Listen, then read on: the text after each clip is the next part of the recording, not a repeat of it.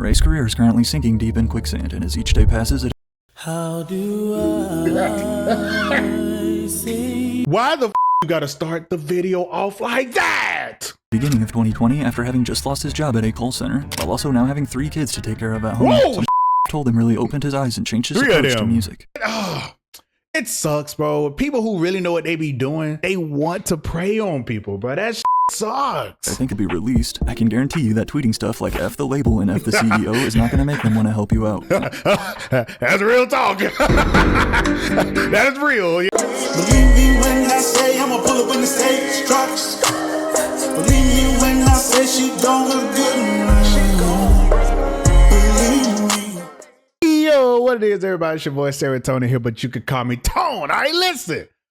I've been wanting to watch this for a minute, but I never really had the time to, and like other things kept conflicting. But let's watch it. The one song that I do know, bro, hey, he went crazy with the around the time when I quit them. I wonder what happened to bro. Morray's career is currently sinking deep in quicksand, and as each day passes, it How do I say? Why the you gotta start the video off like that? Dang, bro, chill. is Chill only my getting worse. dog. Just 4 years ago, following his breakout hit with over 200 million views on YouTube alone, North Carolina Damn, artist Morray was one of the most 200 buzzed about upcoming names. It's like you smell the best food in your life, like, it's cooking that. This right here, bro. However, wow. the past 2 years have been the complete opposite in terms of success for Morray. Along with having not dropped a project since 2021, it has now also been over an entire year since Morray even released a new song. With many fans left to wonder what happened to Morray, simply by looking at his recent tweets, it seems to be a tale of an upcoming artist falling victim to the cutthroat music industry. But as we're about to see, the truth behind Morray's disappearance is much deeper than meets the eye. Y'all listen, man. If you out there, if you get any contract, y'all, please. I don't care how cool you think you are with the CEO or whoever signing you. Read it, get lawyers involved, bro. Like, this is so sad seeing this shit constantly happen to us, bro. 4 years ago, Morray thanked Marshmello's manager Mo Shalizi for, quote, saving his life and signing him to a record deal. However, today, here in 2024, Morray lists the same guy as the one responsible for his downfall. Just like his music career, though, Morray's life has already seen plenty of ups and downs. Prior to superstar DJ Marshmello's manager calling Morray's wife's cell phone to offer him a contract, Morray was simply a young kid who was always finding himself in trouble. Born and raised in Fayetteville, North Carolina, also the same place that J. Cole grew up, with a father that was abusive then left, and a mother who was always working to survive, Morray's childhood was by no means easy. I was the only child, so my mom really had to work a lot. So she couldn't give me the things that, normal people would have. My homeboy JJ, I was losing weight. He used to give me his skinny jeans because that's all he had to give me. That's chubby was skinny as a jeans. So. Morray and his mother bounced around living from basement to basement. But although he grew up singing in the church choir and was actually a smart student on A's and B's honor roll, as he says being the chubby kid who wouldn't take any, Morray was constantly getting in fights outside of class. However, at the age of 12, I was finna say shout out to the church boys, but you know what I'm saying? his mother had enough and decided that they were going to pack up and move to Lebanon, Pennsylvania. By basically starting over fresh, his mom thought that moving to this small city of only about 25,000 people would help Morray stop his aggression. But instead, the complete opposite happened. Like a total fish out of water in this new strange place, Morray resorted back to what he knew best, fighting. Morray got in so many fights in just his first month of 6th grade at this new school that he was kicked out of the district before even the 2nd month. I'm from Fayetteville, North Carolina, so I'm a little country. Oh my God. You see, it's disrespectful. Now I gotta understand, okay, that's what you do. So now I gotta get my hands up because I'm fighting every single day. But in addition to fighting, it was also in Pennsylvania that Morray was first introduced to rap music. After making friends with the local hip-hop collective, it was then that Morray really discovered his true passion. I'd go and hang out with these dudes that just did music, Morray says. I'd just sit with them and listen to them rap, and the music would calm me down. Music has always been my outlet, but I didn't know how to use it until I got older. Once he got older, following a rough 6 years in Pennsylvania, Morray and his mother decided to return back to Fayetteville. Having now, quote, learned from himself and his previous mistakes, Morray was determined to turn his life around for the better. I got a girl pregnant and ended up having my first son. That's what made me realize that I'll never let him see me this way. I did whatever I had to. You know what's crazy?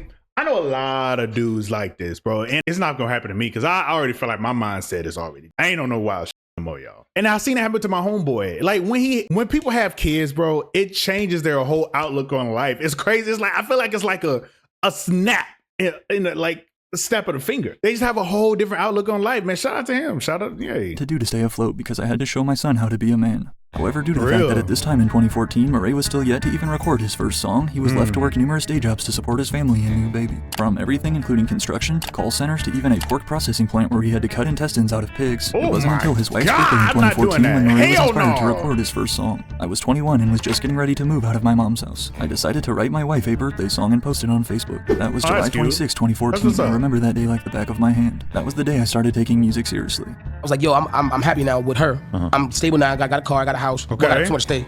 Let me try to follow my dream now. Heavily inspired by Drake and his ability to mix both singing and rap. And that's also, and I might let it slide for a little bit after this, but that's also something it was the same way. My dream was definitely to be in entertainment somehow, but I didn't know how or where to start. But I knew I didn't want to do it while I was broke. I knew that up front. And sadly, yes, I'm a little older now, but I can do it. I can do it. And within 4 months, and thanks to y'all, I've had the success, that I thought was going to take forever. I get people who want to like, bro, I want to wait till I got some bread to do this shit. You got to put money into it, bro. As Morray specifically lists Drake's 2009 mixtape, So Far Gone, as one of his all-time favorites, combined with the years he spent as That's So Far Gone tape.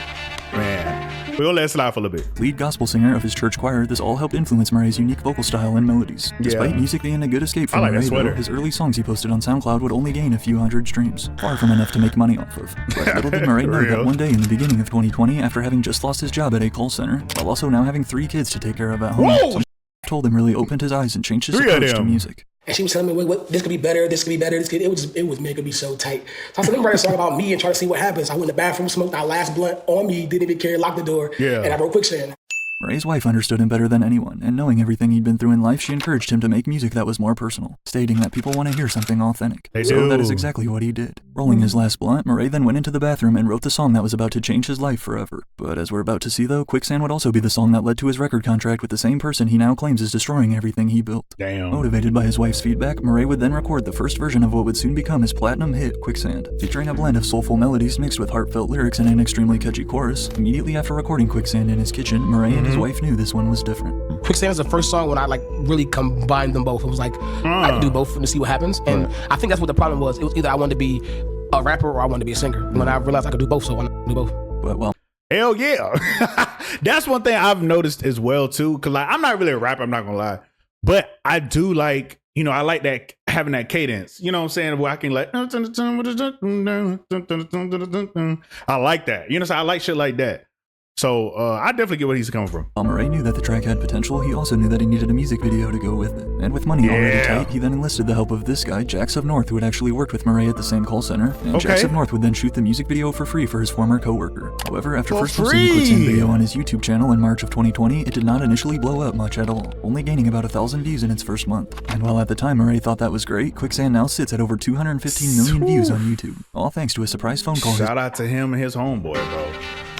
For free ski, now it's 216 mil. His wife received out of nowhere. One random day in April of 2020, while searching down a YouTube rabbit hole, Mo Shalizi stumbled upon the Quicksand music video, and instantly captivated by Morray's vocals and personality, despite the video again only having 1,000 views, Mo Shalizi saw the potential right away. Now, if you don't know who Mo Shalizi is, he's a very experienced and connected artist manager, as well as founder of his own record label Pick 6 Records, although he's most notable for managing and blowing up the career of superstar DJ Marshmello. Essentially, all these artists are brands now. You know what I mean? And it's like, how do you build that, brand awareness for the artist and, bring value and stuff to the brand as a whole as a management. As soon as Mo stumbled That's a good way of thinking, bro. YouTube, though, he immediately started trying to get in touch with Morray. However, there were just a few problems. At this point in 2020, not only had Morray lost his job at a call center, but then his own cell phone service had also been discontinued. Not to mention he had just spent his last paycheck on gas to drive and see his father-in-law who was awaiting a kidney transplant. Understandably, as Morray states, I did not give a single f*** about music at that time. But yet Mo Shalizi was persistent and kept trying. I tried hitting him up on Instagram when he had like 500 followers and got nothing. Mo told Vice about first discovering Morray. That's absolutely insane because, and it might just be a different thing. 2020 was a different time. It was. But I see like people now, I feel like they only want to do who's popping. Rightfully so. I don't blame it because that's what I do my videos on. But they only want to do shit that's popping. So for bruh to, even though he might have fucked him in the end, he saw the potential with bruh with just 1,000 views. And he was like, I ain't gonna lie, this the one. You know what I'm saying? And then look at where he is now. You know what I'm saying? So shout out to him for taking the chance on him, but not shout out to him for possibly taking advantage of Brad at the same time. Found his personal Facebook, there was no answer. Eventually though, Mo was able to get in contact with the videographer who shot the Quicksand music video, Jax of North, who would then send Mo Shalizi Morray's wife's cell phone number. I fuck with boy, like the fact that he picked me at a time where my phone was off, I had no job. Wow. We were in a different that's state. crazy. I just was really trying to figure out the next move, and the move like plopped in my lap. At the time in 2020, Morray called it, quote, the best call he had ever received. However, as we'll see in a second, he now regrets picking up that phone. Prior to Mo's phone call, Morray was seriously considering never recording another song. But after finally linking up, they agreed on Mo Shalizi becoming his first manager, as Morray would sign to Mo's record label Pick 6 Records, and the two got right to work. He said, but I really want to get behind you and push you as far as I can. If you're willing to work your hardest, I'm willing to work behind you. However, the first thing Mo Shalizi did as Morray's new manager was actually delete the Quicksand music video, along with the rest of Morray's previously released songs, since he never really had the money to get his early tracks properly mixed and mastered, not to mention Quicksand was again originally recorded in Morray's kitchen. Mo Shalizi knew that the song needed to be professionally reworked in order to meet industry standards and really blow up. So, after re-recording the vocals in his studio with Mo in LA, although he was concerned about losing the few thousand streams the music video had gained, Morray trusted Mo and his team as they made the decision to re-upload the video with this better quality audio in October of 2020, which that is very fucking smart. That is smart. Okay, Brody, it sucks, bro. People who really know what they be doing, not all people who really know what they be doing, bro, like they want to prey on people, bro. That shit sucks. I think it's safe to say that Morray's trust paid off. That pressure off me, you feel me? And then all of a sudden, I wasn't focused on finding a job. I was focused on writing music. And all of a sudden, now I'm what it sounded like originally. Now all of a sudden, Quicksand got 100,000. Like, what the f*** is happening? This shit amazing, comments fellow Fayetteville rapper J. Cole under Morray's post. My boy got a hit, says fellow Shalizi group superstar DJ Marshmello. Oh, along with man, more he mainstream got a co-signs from co-sign from DaBaby and Jay-Z, who included Quicksand in his official 2020 title playlist. Plus, of course, some help from TikTok. The success of this single would help land Morray his first major record deal with Interscope Records, in a joint partnership with Mo Shalizi and Pick 6 Records. And at first, everything was going great. Everybody. No cap, thank you to Interscope, Pick 6, my fans, family, everybody involved, because we did it. It's just so dope to be on a winning team with Pick 6, and then to add a powerhouse like Interscope to the mix is truly an amazing blessing. To keep his momentum rolling, Morray would then drop his debut project and first release under Interscope in April of 2021, a 14-track mixtape titled Street Sermons. Damn, I'm not gonna lie, I did not see that he dropped I didn't know he had a project out. I ain't gonna lie. So I don't know if there was no promotion like that or what was going on, but I didn't know he had a project out. I remember I had to search that he had like a second song. I didn't even know he had like other songs out. But the year was just getting started for Morray. After landing a huge feature on J. Cole's 6th studio album, The Off-Season, on the track My Life with 21 Savage, still Morray's best performing song in the charts, peaking at number 2, Morray would then join Cole's 2021 off-season tour as an opening act, giving him yet another massive... I also didn't know this because I don't listen to J. Cole. So, don't kill me in the comments. I'm sorry, y'all. I can't do it. I'm a Kendrick fan. I can't do it. Cosign an opportunity. What I mean by I can't do it is that I just don't like it. I don't mean that because I like Kendrick, I can't like J. Cole. It's not what I mean. It's me personally, I don't really like the way J. Cole raps. My first time linking with J. Cole, he flew me on the PJ to LA. I don't want to tell the story a lot. My bad, private jet. He walked on the plane, I'm like, nah. Boy walked up with the messy dress, bro. I'm talking about, I said, this is really cold. That same summer, Morray was also named to the 2021 XXL freshman list in one of the weaker classes, alongside artists like Quicksand. Damn, what are the weaker classes? Fuck. Who was on this? DDG, Koi. Is that for Millie? No, who is that? Oh, Blast, Pooh Shiesty. Oh, it's that right here. 2C, Coily Ray, Flo Millie. Wasn't that bad. There's people, 42 Doug on here. It's not that bad. He dick riding. To Doug and Coily Ray. From a troubled past to a promising future, Morray's story was the definition of the American dream. It all made perfect sense, recalls Morray of his come-up. Pick 6 Records and Mo Shalizi, that's my guru. I go to him whenever things don't make sense, and he always makes everything make sense. I honestly can't thank Mo enough for saving my life. That's my squad. Yeah. Loyalty is super big to me.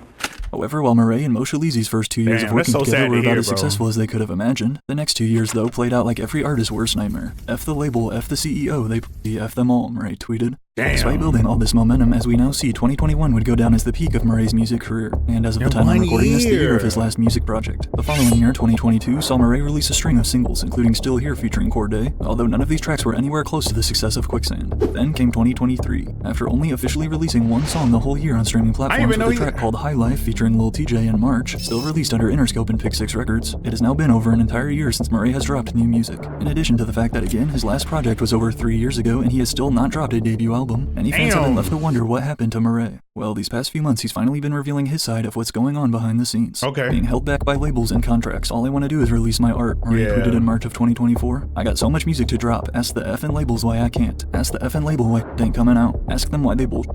Being held back by the ones I started with is crazy. Just know I got some shit to get off my chest. Clearly we can conclude from these recent tweets that Morray and his label have been beefing behind the scenes. That's so shitty, bro. Like, oh, bro, I be seeing this recently with goddamn Terrible. Like, it sucks seeing that an artist who has so much music to drop, talented, but can't because this label wanted to prey on somebody who was young and broke.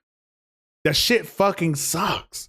It does, bro. And I'm really tired of hearing it. It makes me upset. I wonder, has he tweeted recently? This nigga has not tweeted since he said that one shit. Fuck. Oh man.